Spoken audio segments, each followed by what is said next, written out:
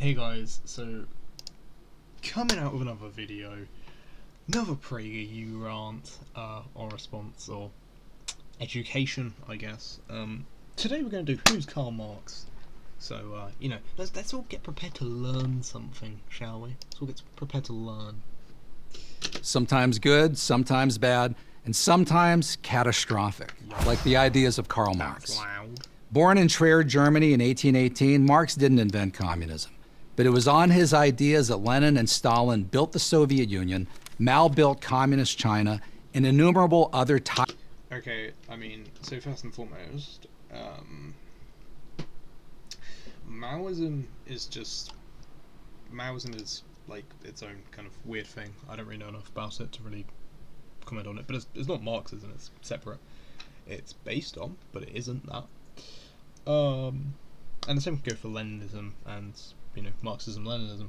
Leninism is primarily just Marxism applied to the material conditions of, Russia, but it's a little bit different, but it's a bit disingenuous to just lump them all in as this is Marxism. Tyrants, from the Kims in North Korea to the Castros in Cuba. North Korea isn't communist. It's not even really Marxist. Juche's fucking weird, man. I just wouldn't even support it. Cuba has like a fucking lung cancer vaccine. Like, what the fuck? Fidel Castro tried to resign tons of times, and the people wanted him back. Like, what? Built their communist regimes. Ultimately, those regimes and movements calling themselves Marxist murdered about... If I call myself a teapot, am I a teapot? No. So, it's irrelevant what you call yourself, really. 100 million people. Yeah, the good old PragerU murdered 100 million.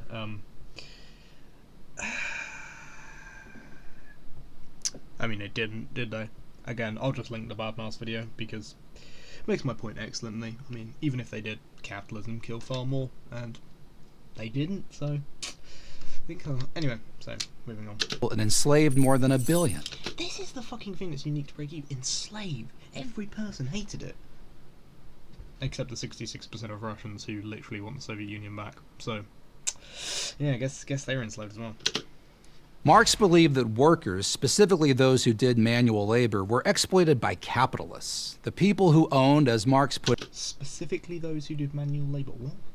Marx just focused on the international proletariat in general. Like, what? You broken. The means of production, I mean, the bourgeois, but continue. Specifically factories, but who... Not specifically factories, but he just uses that as an example because it's a really easy example to give, but please continue. Did very little physical labor themselves. Or none. Only a workers' revolution, Marx wrote in Das Kapital, could correct this injustice. What would that revolution look like? Marx and his collaborator, Friedrich... Collaborator, fuck me. It's language like that they used to try and make them sound like terrorists, etc. Engels spelled it out point by point in the comment. Oh my god, no, okay. Yeah, so they're going to try and use this as an example. So, the Communist Manifesto is not a good example of what communism actually is, okay? Basically, it's like taking a Conservative Party manifesto from 1945 and then reading it and then saying, well, I understand the conservative ideology now perfectly. Do you see what's wrong here? Basically, it was just what Marx and Engels would have done at that specific moment if they won an election in, I don't know, France or the UK.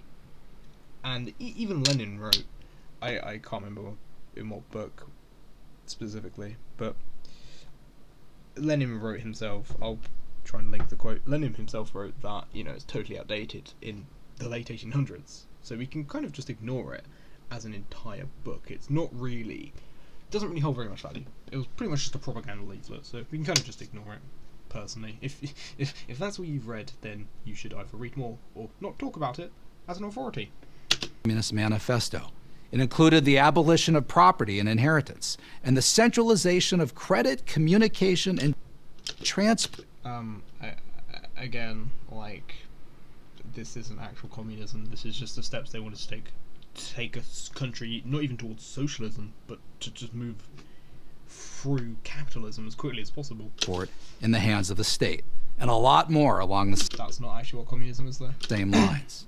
In other words, the state owns and controls pretty much everything. No, they don't. We abolished the state. But if you read anything other than that, you'd know that.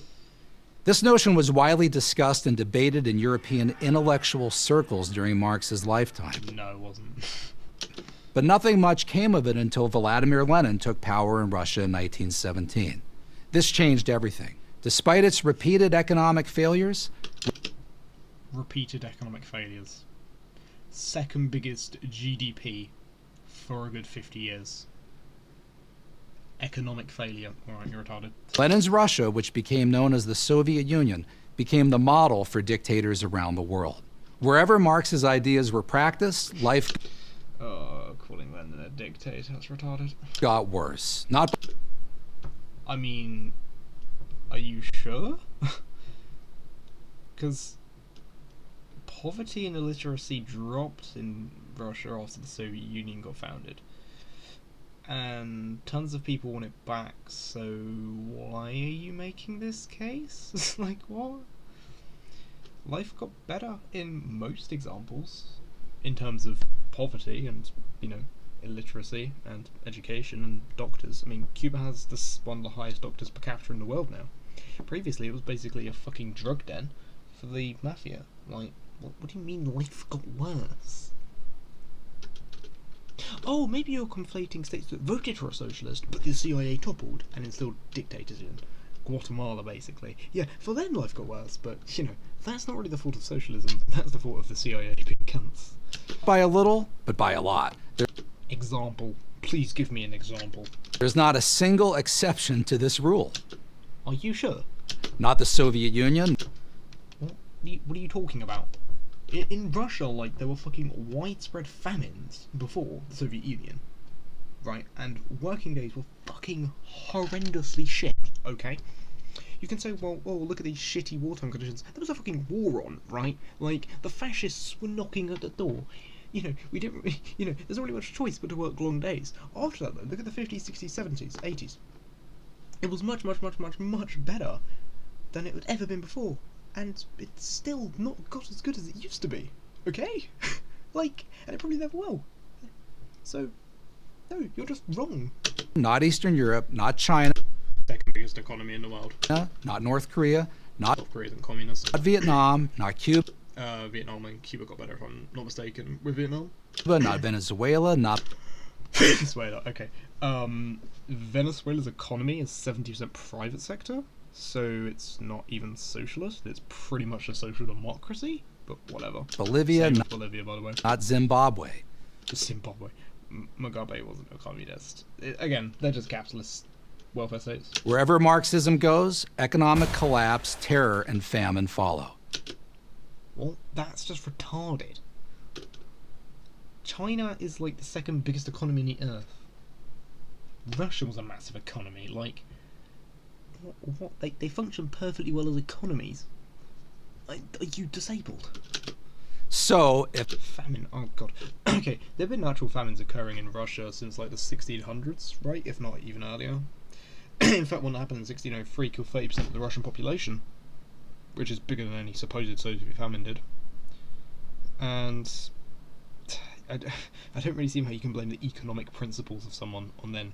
Okay, if there's a famine, do you blame the economic system? Or do you blame the things that cause the famine, like drought, etc.? No, you blame the things like drought, etc.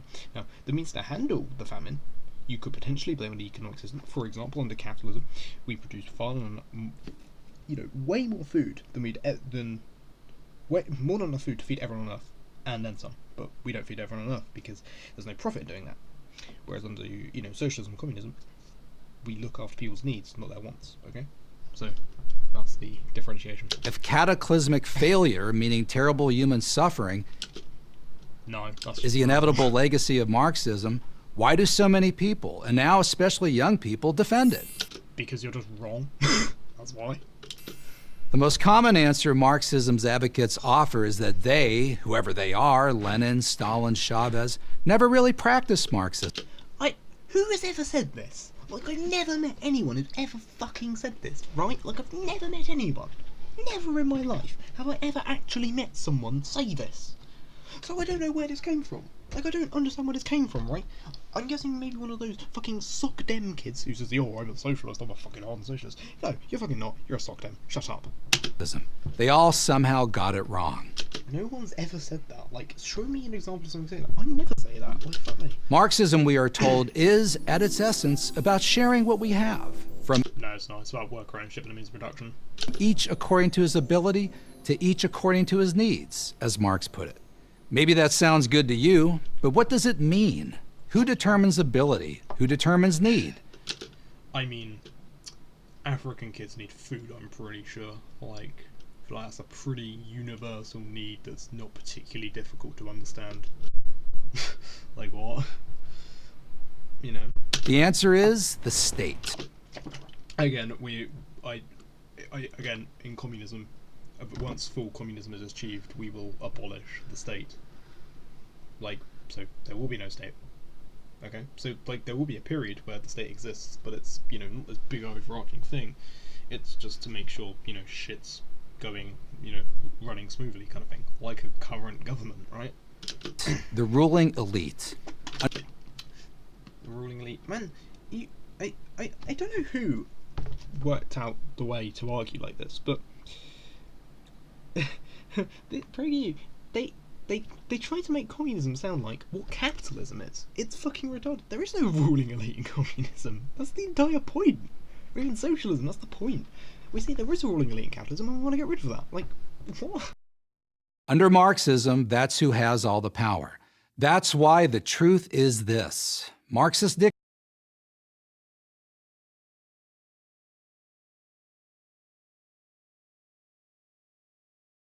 dictators like Lenin, Mao, and Pol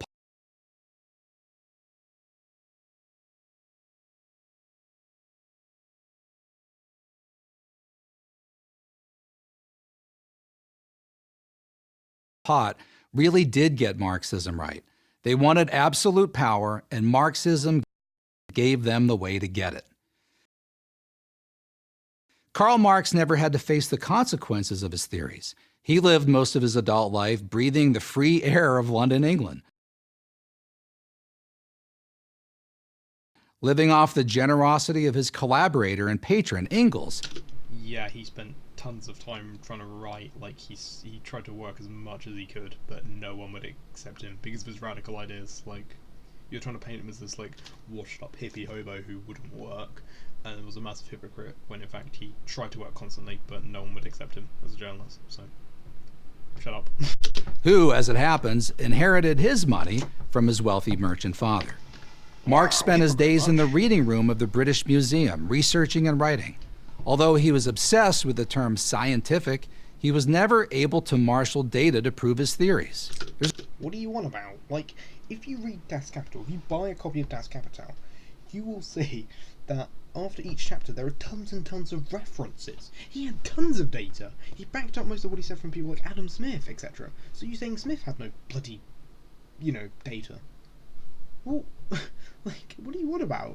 There's a good reason for this. There was no data. He used loads of data. Stop lying. To prove his theories.